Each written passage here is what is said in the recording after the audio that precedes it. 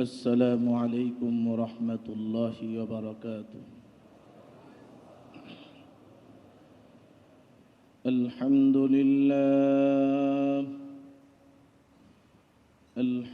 لله نحمده ونستعينه ونستغفره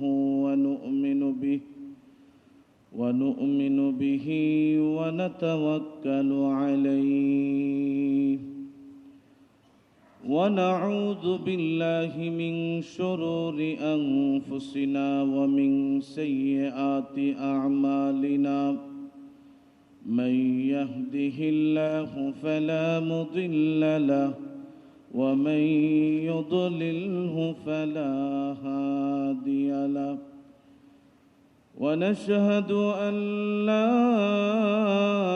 إله إلا الله وحده لا شريك له ونشهد أن سيدنا وسندنا وحبيبنا ومولانا محمدا عبده ورسوله الذي أرسل إلى الناس كافة بشيرا ونذيرا وداعيا إلى الله بإذنه وسراجا منيرا.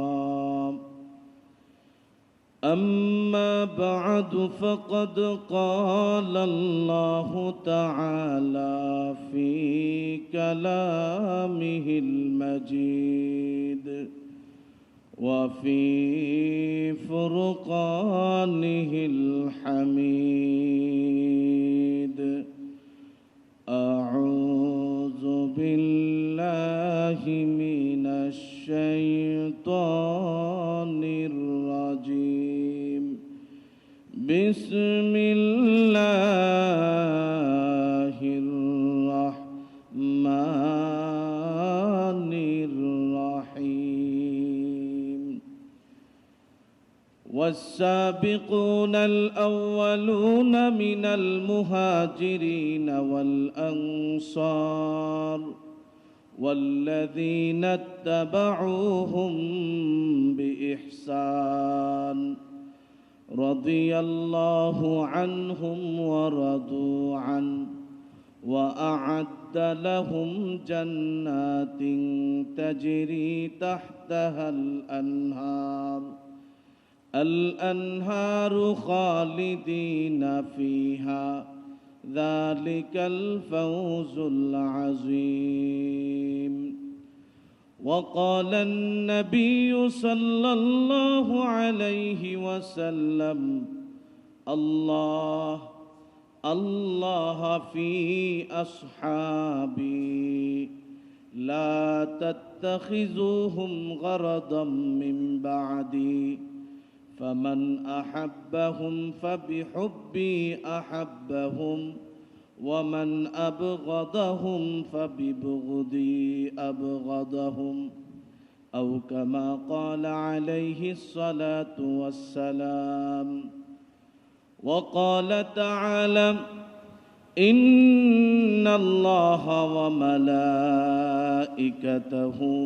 يصلون على النبي يا أيها الذين آمنوا صلوا عليه وسلموا تسليما. صلى الله على محمد صلى الله عليه وسلم.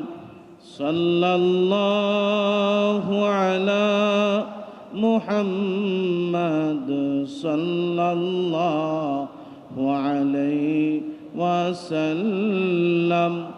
عشق رسول जिस दिल में हासिल नहीं लाखों मोमिन हो मगर ईमान कामिल नहीं। সাল্লাল্লাহু আলা মুহাম্মাদ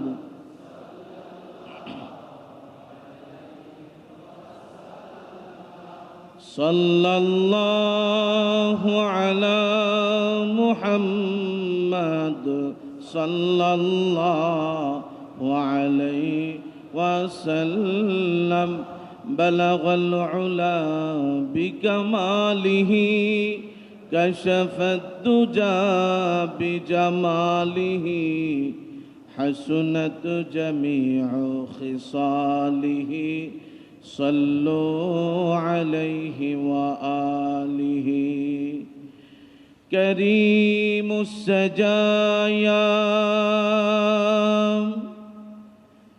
জামিলুশ শিয়াম নবিয়ুল ওয়ারায়া শফিউল উমাম বালাগাল উলা বিকামালিহি কাশাফাদ দুজা বিজামালিহি হাসুনাত জামিউ খিসালিহি সাল্লু আলাইহি ওয়া আলিহি আল্লাহুম্মা সাল্লি ওয়া সাল্লিম বারিক আলাইহি। মুহতারাম মুসল্লিয়ানে কেরাম, সমস্ত প্রশংসা ও তারিফ মহান আল্লাহ রব্বুল আলামিনের জন্যে, যিনি আমাদেরকে দুনিয়াবী বিভিন্ন ব্যস্ততা থেকে মুক্ত করে এই পবিত্র জুমার দিনে তার পবিত্রতম ঘর জাতীয় মসজিদ বাইতুল মুকাররমে জুমার নামাজ আদায়ের উদ্দেশ্যে আসার বসার তৌফিক দান করেছেন। এই জন্যে আমরা সকলেই অন্তরের অন্তঃস্থল থেকে মহান আল্লাহ পাক রব্বুল আলামিনের দরবারে কালিমাতুশ শুকর আদায় করি, আলহামদুলিল্লাহ। আল্লাহ পাক রব্বুল আলামিন আমাদেরকে এই পৃথিবীতে সৃষ্টি করে পাঠিয়েছেন তার গোলামি করার জন্যে, তার ইবাদত বন্দিগি করার জন্যে। পবিত্র কুরআনুল কারীমের মধ্যে আল্লাহ পাক রব্বুল আলামিন বলতেছেন, ওয়ামা খালাকতুল জিন্না ওয়াল ইনসা ইল্লা লিয়াবুদুন, আমি মানব জাতি আর জিন জাতিকে একমাত্র আমার ইবাদত করার জন্যই সৃষ্টি করেছি। সৃষ্টির মূল উদ্দেশ্য হলো আল্লাহ তাআলার ইবাদত বন্দিগি করা, তার দাসত্ব করা, তার গোলামি করা। এই দাসত্ব, এই ইবাদত, এই গোলামি আমরা কিভাবে করব? এই জন্য আল্লাহ পাক রব্বুল আলামিন যুগে যুগে আম্বিয়া আলাইহিমুস সালাতু ওয়াস সালামদের বিরাট বড় একটা জামাত এই জমিনের মধ্যে পাঠিয়েছেন। আম্বিয়া আলাইহিমুস সালাতু ওয়াস সালামদের জামাতের সর্বশেষ এবং সর্বশ্রেষ্ঠ যেই নবী ছিলেন তিনি হলেন আমাদের নবী, বিশ্ব নবী, রহমাতুল লিল আলামিন মুহাম্মাদুর রাসূলুল্লাহ সাল্লাল্লাহু আলাইহি ওয়াসাল্লাম। নবীজি সাল্লাল্লাহু আলাইহি ওয়াসাল্লাম এই ধরা পৃষ্ঠে আগমন করার পরে ওনার আখলাকে আজিমার মাধ্যমে জাহিলি যুগের, বর্বরতা যুগের যেই মানুষের ভিতরে অন্ধকার পরিবেশ ছিল, সেই মানুষদের ভিতরে আল্লাহর নবী, বিশ্ব নবী রহমাতুল লিল আলামিন এসে সুন্দর একটা পরিবেশ উপহার দিয়েছিলেন আখলাকে আজিমার মাধ্যমে। নবীজি সাল্লাল্লাহু আলাইহি ওয়াসাল্লাম নবুয়ত প্রাপ্তির পরে এই দাওয়াতের কাজ শুরু করে দিলেন। লা ইলাহা ইল্লাল্লাহু মুহাম্মাদুর রাসূলুল্লাহ সাল্লাল্লাহু আলাইহি ওয়াসাল্লাম, এই কালিমার দাওয়াত দেওয়া শুরু করলেন। ইসলামের প্রথম যুগে আল্লাহর নবীর সহযোগিতা করার জন্যে হযরত আবু বকর সিদ্দিক রাদিয়াল্লাহু তাআলা আনহু, হযরত আলী রাদিয়াল্লাহু তাআলা আনহু, হযরত মা খাদিজাতুল কুবরা রাদিয়াল্লাহু তাআলা আনহা, এই তিনজনের নাম প্রথম সারিতে আছে। ওনারাই আল্লাহর নবীর সহবতের ধন্য হয়ে নিজেকে ধন্য করেছিলেন। আল্লাহর নবীর সাহচর্য পেয়ে আস্তে আস্তে দিন কি দিন সাহাবায়ে কেরামের দল, সাহাবায়ে কেরামের জামাত সংখ্যা বৃদ্ধি পেতে লাগলো। ইসলামের আদর্শের নিচে সকলেই আস্তে আস্তে করে মাথা নত করে দিচ্ছে। যারা ইসলামের বিরুদ্ধে অগ্রসর হয়েছে তারা ইসলামের সামনে, বিশ্বনবীর সামনে মাথা নত করে দিয়েছে। আল্লাহ পাক রব্বুল আলামিন এমন একটা পরিবেশ বিশ্বনবীর মাধ্যমে তৈরি করে দিয়েছিলেন। রাসূল আকরাম সাল্লাল্লাহু আলাইহি ওয়াসাল্লামের মাধ্যমে যেই সকল সাহাবায়ে কেরাম ইসলামের পতাকা তলে এসে নিজেকে ধন্য করেছিলেন, তারা আজকে আমাদের জন্য আদর্শ। তাদের থেকে আমাদের আদর্শ শিক্ষা গ্রহণ করতে হবে। কিভাবে? আজকে একটু নিজের বিবেকের কাছে প্রশ্ন রাখেন। আজকে ইসলাম গ্রহণ করার ক্ষেত্রে কোনো রক্ত দিতে হয় না। আজকে ইসলাম ঈমান গ্রহণ করার ক্ষেত্রে জান কুরবান করতে হয় না। আজকে ইসলাম ঈমান কবুল করার ক্ষেত্রে নির্যাতনের শিকার হতে হয় না। কথা ঠিক কিনা বলেন? কিন্তু সাহাবায়ে কেরাম ওনাদের আমলে কি অবস্থা ছিল? একজন ইসলাম কবুল করবে তার সামনে মরণ নিশ্চিত। একজন ঈমান গ্রহণ করবে তার সামনে উত্তপ্ত বালুর উপর নির্যাতন নিশ্চিত। তারপরেও কিন্তু তারা ঈমানের সেই স্বাদ গ্রহণ করার জন্য পাগল পারা ছিলেন। ইতিহাসের দিকে তাকান। হযরত বেলাল হাবশী রাদিয়াল্লাহু তাআলা আনহু, যিনি একজন গোলাম ছিলেন, আল্লাহ তাআলা তার এই সিনাটাকে ইসলামের জন্য, ঈমানের জন্য কবুল করে নিয়েছিলেন। কেমন নির্যাতন তিনি সহ্য করেছেন উত্তপ্ত বালুর মধ্যে। আজও আমরা যারা হজে যাই আমরা দেখি মদিনা মক্কায় মরুভূমিতে রোদের কি প্রখরতা, কি রকম গরমের তাপ, কিন্তু সেই কঠিন তাপের মধ্যে মরুভূমিতে সেই বেলাল হাবশী রাদিয়াল্লাহু তাআলা আনহুকে কাফের মুশরিকরা উত্তপ্ত বালুর মধ্যে শোয়ায় রাখছে দিন কি দিন, এইভাবে তাকে নির্যাতন করেছে। তারপরেও কিন্তু হযরত বেলাল হাবশী রাদিয়াল্লাহু তাআলা আনহু ঈমান থেকে একটু পিছপা হন নাই। হযরত আবু বকর সিদ্দিক রাদিয়াল্লাহু তাআলা আনহু বলতেছেন, বেলাল তুমি কেন এত জোরে জোরে উচ্চারণ করে আল্লাহু আহাদ আল্লাহু আহাদ এই কেন জোরে জোরে বলতেছো? মনে মনে বলো, অসুবিধা নাই, আমরা পরিস্থিতির শিকার।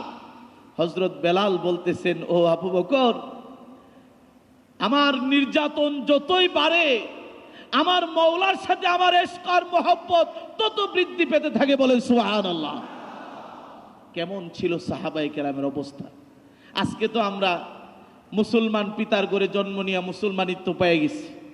মুসলমানিত্ব পাওয়ার জন্য নিজের জান দিতে হয় নাই, কষ্ট করতে হয় নাই। আজকে আমরা খুব সহজে ইসলাম পেয়ে গেছি, এই জন্য ইসলামের কদর কম। অথচ আল্লাহ পাক রব্বুল আলামিন যারা শুরুর যুগে আল্লাহর নবীর সাহাবিয়াত গ্রহণ করেছিলেন, সোহবত গ্রহণ করেছিলেন, তাদের জন্য কোরআনের মধ্যে সুসংবাদ দান করেছেন। কি সুসংবাদ? والسابقون الأولون من المهاجرين والأنصار والذين اتبعوهم بإحسان رضي الله عنهم ورضوا عنه। আল্লাহ পাক রব্বুল আলামিন বলেন, ও দুনিয়ার মানুষ, যারা ইসলামের প্রথম যুগে ইসলাম কবুল করে নিজেকে ধন্য করেছে, ওই মুহাজির আর আনসার নামক যেই দুই ধরনের সাহাবী রয়েছে, আমি আল্লাহ তাদের প্রতি সন্তুষ্ট হয়ে গেলাম, তারাও আমি আল্লাহকে সন্তুষ্ট করেছে। আমি আল্লাহ শুধু সন্তুষ্ট হয়ে ক্ষান্ত হয় নাই, ওয়া আ'আদ্দা লাহুম জান্নাত, আমি আল্লাহ তাদের জন্য জান্নাত তৈরি করে রেখেছি। তাজরি তাহতাহাল আনহারু খালিদিনা ফিহা, যেই জান্নাতের পাদদেশ দিয়ে নহরমালা প্রবাহিত হবে, ওই জান্নাতের ভিতরে তারা কতদিন থাকবে? আল্লাহ পাক রব্বুল আলামিন বলেন খালিদিনা ফিহা, তারা সেই জান্নাতের ভিতরে অনন্তকাল থাকবে। বলেন সুবহানাল্লাহ। আল্লাহ পাক রব্বুল আলামিন ওই আয়াতের মধ্যেই বলে দিয়েছেন ওয়াল্লাযীনা তাবাউহুম বিইহসান, সাহাবীদেরকে যারা অনুসরণ করবে, যারা সাহাবীদের আদর্শ নিজের মধ্যে গ্রহণ করবে, আমি আল্লাহ তাদেরকেও জান্নাতের মালিক বানায় দিব। তো আমরাও যদি আজকে সাহাবীদেরকে অনুসরণ করি, তাদেরকে অনুকরণ করি, তাদের আদর্শগুলো গ্রহণ করি, আমরাও কিন্তু সেই জান্নাতে যাইতে পারবো, অসুবিধা নাই। কারণ সাহাবায়ে কেরামের জন্য যেই আল্লাহ ছিলেন, আমাদের জন্যও সেই আল্লাহ আছে না নাই? সুতরাং টেনশন করার কিছু নেই। আল্লাহ পাক রব্বুল আলামিন ওই বিষয়টাই আমাদেরকে স্পষ্ট করে দিয়েছেন। জান্নাত শুধু সাহাবীদের জন্য রাখি নাই, যারা সাহাবীদেরকে অনুকরণ করবে, তাদের আদর্শকে গ্রহণ করবে, আমি আল্লাহ তাদেরকেও সেই জান্নাতের মালিক বানায় দিব। জালিকাল ফাউজুল আযীম, এটাই হলো মহান সফলতা। আল্লাহ পাক রব্বুল আলামিন অন্য আয়াতের মধ্যে বলে দিয়েছেন সাহাবায়ে কেরামের নমুনা কি, তাদের কোয়ালিটি কি। আল্লাহর নবী মুহাম্মদুর রাসূলুল্লাহ সাল্লাল্লাহু আলাইহি ওয়াসাল্লামের সাহাবী যারা হবেন, তাদের কি গুণ হবে? আল্লাহ পাক রব্বুল আলামিন কোরআনের আয়াতের মধ্যে বলেন মুহাম্মদুর রাসূলুল্লাহ, মুহাম্মদ সাল্লাল্লাহু আলাইহি ওয়াসাল্লাম আল্লাহর রাসূল, ওয়াল্লাযীনা মাআহু আশিদ্দাউ আলাল কুফার। মুহাম্মাদুর রাসূলুল্লাহ সাল্লাল্লাহু আলাইহি ওয়াসাল্লামের সাথী যারা হবে, তাদের মধ্যে এক নাম্বার গুণ থাকবে আল আশিদ্দাউ আলাল কুফার, কাফেরদের ব্যাপারে তারা থাকবে খুব কঠিন। কাফেরদের সঙ্গে কোনো রকম শিথিলতা চলবে না, তাদের সঙ্গে সব সময় কঠিন ভাষায় কথা বলতে হবে। কেন করবে? আল্লাহ এবং তার রাসূলকে সন্তুষ্ট করার জন্য করবে।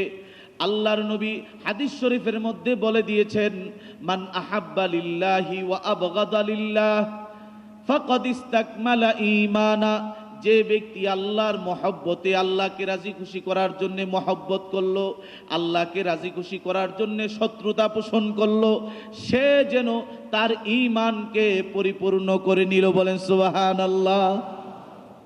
এই কারণে সাহাবায়ে কেরামের এক নাম্বার গুণ হলো তারা কাফেরদের ব্যাপারে আশিদ্দাউ আলাল কুফার, কাফেরদের ব্যাপারে খুব কঠিন ছিলেন।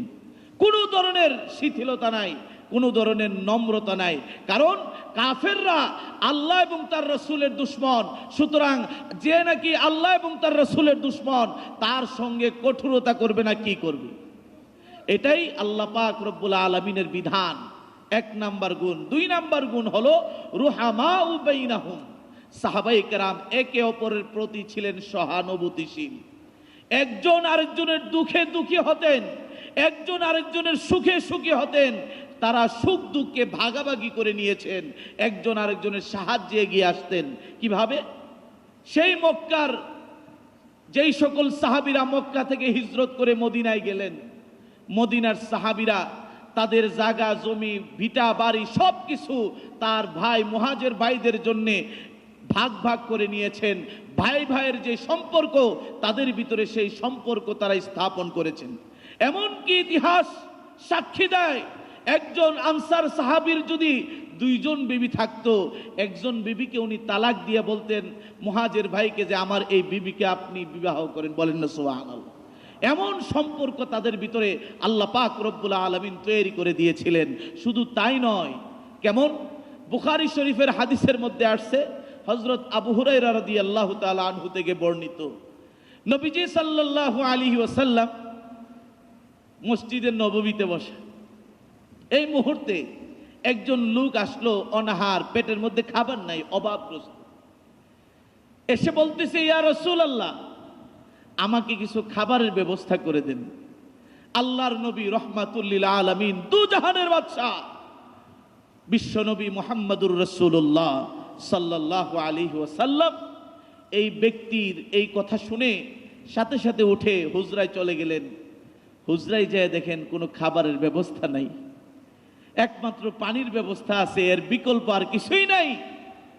নবীজি সাল্লাল্লাহু আলাইহি ওয়াসাল্লাম চেহারাটা মলিন করে মসজিদে নববীতে এসে সাহাবায়ে কেরামকে লক্ষ্য করে বলতেছেন, এ সাহাবীরা, তোমাদের মধ্যে এমন কেউ আছে কি যে আমার এই ভাই এর মেহমানদারি করবে? একজন সাহাবী দাঁড়ায় গেলেন। এই সাহাবীর নাম হলো হযরত আবু তালহা রাদিয়াল্লাহু তাআলা।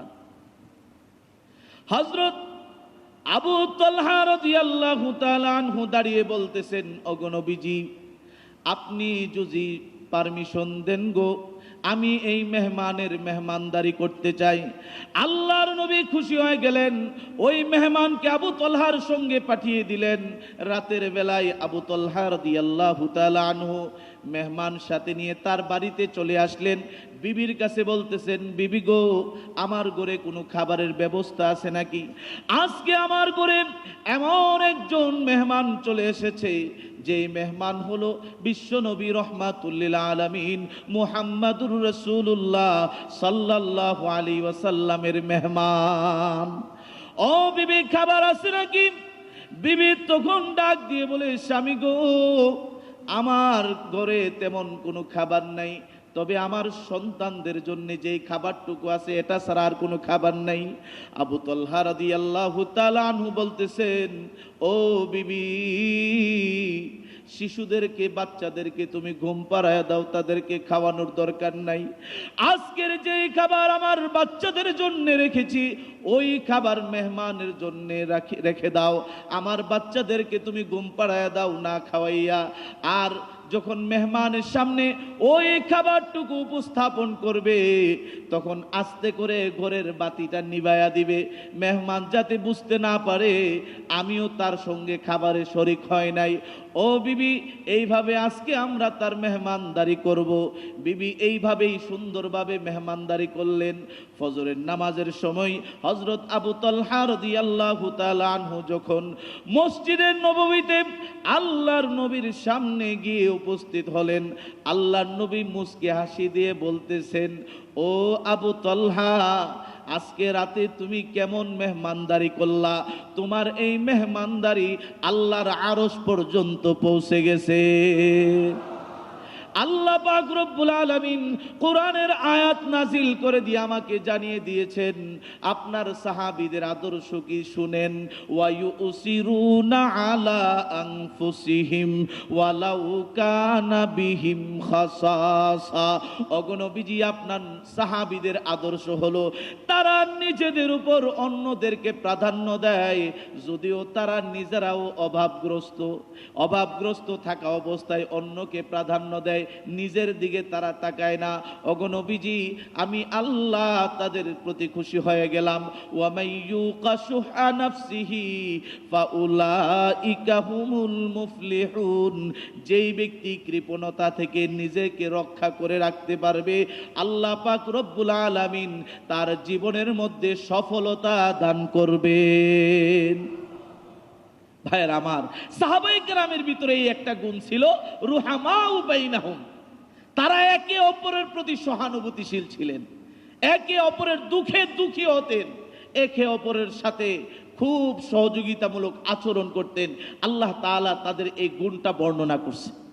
এরপর আবার আল্লাহ তাআলা বলতেছেন, ইয়াবতাগুনা ফাদলাম মিনাল্লাহি ওয়া রিদওয়ানা, যে তারা আল্লাহ তাআলার কাছে সব সময় অনুগ্রহ চাইতেন, আল্লাহ তাআলার সন্তুষ্টি কামনা করতেন। সীমাহুম ফি বুজুহিহিম মিন আসারিস সুজুদ। আল্লাহ তাআলা বলতেছেন, তাদেরকে চিনবা কিভাবে? তাদের চেহারার মধ্যে সব সময় দেখবা সেজদা যে তারা করছে মহান আল্লাহকে, ওই সেজদার একটা চিহ্ন তাদের কপালের মধ্যে আমি আল্লাহ তৈরি করে দিয়েছি। বলেন সুবহানাল্লাহ। আজকে তো আমরা নামাজ তো ছেড়ে দিছি। আমাদেরকে যদি বলা হয় যে আমরা সাহাবায়ে কেরামের আদর্শ মানি কি মানি না, সকলে এক বাক্যে বলবে হ্যাঁ অবশ্যই মানি। সাহাবায়ে কেরামের সম্মান ইজ্জত আমরা দেই কি দেই না? হ্যাঁ আমরা সকলেই দেই। এই কথা সকলে এক বাক্যে বলবে। যদি বলা হয় সাহাবায়ে কেরাম তো নামাজ পড়ছেন, রুকু করছেন, সেজদা করছেন, আপনি কি সঠিকভাবে নামাজ আদায় করেন? তখনই দেখা যাবে যে সিফাসিফি শুরু হয়ে গেছে। ও মুসলমান, আজকে তুমি মুসলমান দাবি করো কিন্তু তুমি নামাজের ধার ধারো না। আজকে তুমি মুসলমান দাবি করো, অপর মুসলমানের উপর তুমি জুলুম করো, নির্যাতন করো, তাহলে তুমি কিন্তু আসলে সাহাবায়ে কেরামের আসল অনুসারী হতে পারো নাই। এই জন্যে সাহাবায়ে কেরামের আসল অনুসারী হতে হলে ওই গুণগুলির প্রতি আমাদের লক্ষ্য রেখে আমাদেরকেও সেই আদর্শে আদর্শবান হতে হবে। তাহলেই সাহাবায়ে কেরামের যে আত্মত্যাগ, তাদের যে সম্মান মর্যাদা, এটা ঠিক থাকবে, অন্যথায় কোনো ঠিক থাকবে না। আজকে দুঃখের বিষয় হলো যে কিছু কিছু মানুষ সাহাবায়ে কেরাম নিয়ে সমালোচনা করতে চায়। বলেন না নাউজুবিল্লাহ, আরো জোরে কোন নাউজুবিল্লাহ। আমার আপনার মতো কি সাহাবায়ে কেরাম? আরো জোরে কোন না। তাহলে শুনেন, হযরত আব্দুল্লাহ ইবনে মুবারক রাহমাতুল্লাহ আলাইহি অনেক বড় মুহাদ্দিস ছিলেন। ওনার কাছে এক লোক যায় বলতেছে, হুজুর, হযরত মুআবিয়া রাদিয়াল্লাহু তাআলা আনহুর সম্মান আর আব্দুল কাদের জিলানী রাহমাতুল্লাহ আলাইহির সম্মান দুইজন কি এক মাপের? হযরত আব্দুল্লাহ ইবনে মুবারক রাহমাতুল্লাহ আলাইহি জবাব দিলেন, এই বেটা কি কও? মুআবিয়া রাদিয়াল্লাহু তাআলা আনহু হলেন আল্লাহর নবীর জলিলুল কদর একজন সাহাবী। ওনার একটা উপাধি হলো কাতিবুল ওয়াহি। উনি ওয়াহি লিখতেন, ওয়াহি লেখক। চারজন সাহাবী ছিলেন, এর মধ্যে অন্যতম উনি একজন। মুআবিয়া রাদিয়াল্লাহু তাআলা আনহু তো দূরের কথা, আল্লাহর নবীর আদনা সাহাবী, সে যুদ্ধের ময়দানে নবীজি সাল্লাল্লাহু আলাইহি ওয়াসাল্লামের সঙ্গে যেই জিহাদে অংশগ্রহণ করেছেন, ওই জিহাদের মধ্যে যেই ঘোড়া ব্যবহার করেছেন, ওই ঘোড়ার পায়ের ধুলি যদি এক পাল্লায় রাখা হয়, আরেক পাল্লায় যদি শুধু আব্দুল কাদের জিলানী রহমাতুল্লাহ আলাইহি নয়, সমস্ত ওলিদের নেক আমল যদি আরেক পাল্লায় রাখা হয়, ওই সাহাবীর যুদ্ধের ময়দানে ঘোড়ার পায়ের ধুলি সমপরিমাণ হবে না। বলেন সুবহানাল্লাহ। সাহাবায়ে কেরামের মর্যাদা সম্মান কত বেশি। এমনকি দেখেন আল্লাহর নবী কি বলে গেছে, হাদিসের মধ্যে আসছে, আল্লাহ আল্লাহ ফি আসহাবি লা তাত্তাখিজুহুম গারাদাম মিন বাদি। এ দুনিয়ার উম্মত, আল্লাহকে ভয় করো, আল্লাহকে ভয় করো আমার সাহাবীদের ব্যাপারে। লা তাত্তাখিজুহুম গারাদাম মিন বাদি, আমার ইন্তেকালের পরে আমার সাহাবীদেরকে তোমরা সমালোচনার পাত্র বানায়ো না। এই কথাটা বিশ্বনবী রহমাতুল্লিল আলামিন উম্মতকে সতর্ক করে গেছেন।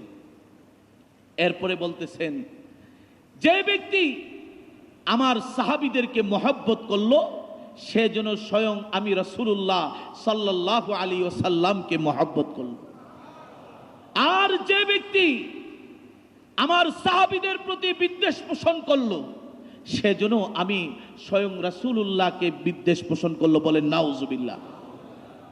যে ব্যক্তি ফামান আজাহুম আজানি আল্লাহ, যে ব্যক্তি তাদেরকে কষ্ট দিল, সেজন্য আমি স্বয়ং রাসূলুল্লাহ সাল্লাল্লাহু আলাইহি ওয়াসাল্লামকে কষ্ট দিল। আর যে আমি রাসূলুল্লাহকে কষ্ট দিল, সে যেন আল্লাহকে কষ্ট দিল। বলেন নাউজুবিল্লাহ।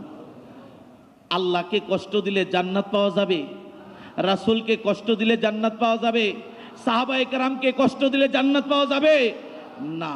খবরদার, সাহাবায়ে কেরাম নিয়ে কোনো সমালোচনা করা যাবে না। আমি একজন সলিমউদ্দিন কলিমউদ্দিন, আমি যদি সাহাবী নিয়ে সমালোচনা করি, এই অধিকার তোমাকে কে দিয়েছে? এই অধিকার তুমি কোথায় পাইলা? সাহাবী নিয়ে তুমি সমালোচনা করবা?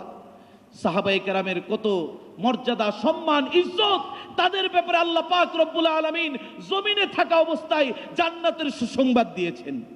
আর আমি আপনি এখানে বৈশা সেই জান্নাতীদের ব্যাপারে সমালোচনা করি, এত বড় স্পর্ধায় কোথায় পেয়েছি?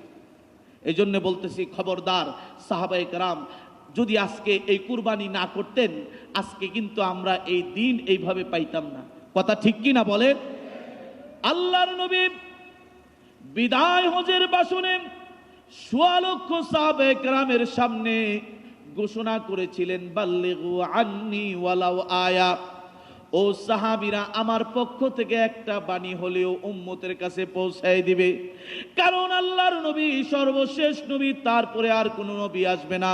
বিশ্বনবী বলে গেছেন, আনা খাতামুন নাবিয়্যিন লা নাবিয়্যা বাদি, আমি হলাম সর্বশেষ নবী, আমার পরে আর কোনো নবী আসবে না। এই নবুয়তের, এই রিসালাতের দায়িত্ব পালন করবে কে? আল্লাহর নবী বলে গেছেন, আল উলামা ওয়ারাসাতুল আম্বিয়া, উলামায়ে কেরাম হলো নবীদের ওয়ারিস। উলামায়ে কেরাম পরবর্তীতে রিসালাতের দায়িত্ব পালন করবে। আল্লাহর নবীর সেই ঘোষণা, বাল্লিগু আন্নি ওয়ালাউ আয়া, এই ঘোষণা শোনার পরে সোয়া লক্ষ সাহাবায়ে কেরামের মধ্যে ইতিহাস সাক্ষী, ইতিহাসের মধ্যে পাওয়া যায় মক্কা মদিনার ভিতরে সাহাবায়ে কেরামের মধ্য থেকে 10,000 সাহাবীর কবর পাওয়া যায়। বাকি 1,15,000 সাহাবীর কবর মক্কা মদিনায় নাই। তাহলে বোঝা গেল ওই সমস্ত সাহাবী যারা মক্কা মদিনায় যাদের কবর নাই তারা কোথায় গেলেন? তারা আল্লাহর নবীর ওই নির্দেশকে পালন করার জন্যে জমিনের আনাচে কানাচে ছড়ায়া ছিটায়া পড়েছেন। তারা জমিনের মধ্যে দিনকে প্রতিষ্ঠিত করার জন্যে মানুষের ধারে ধারে গিয়েছেন।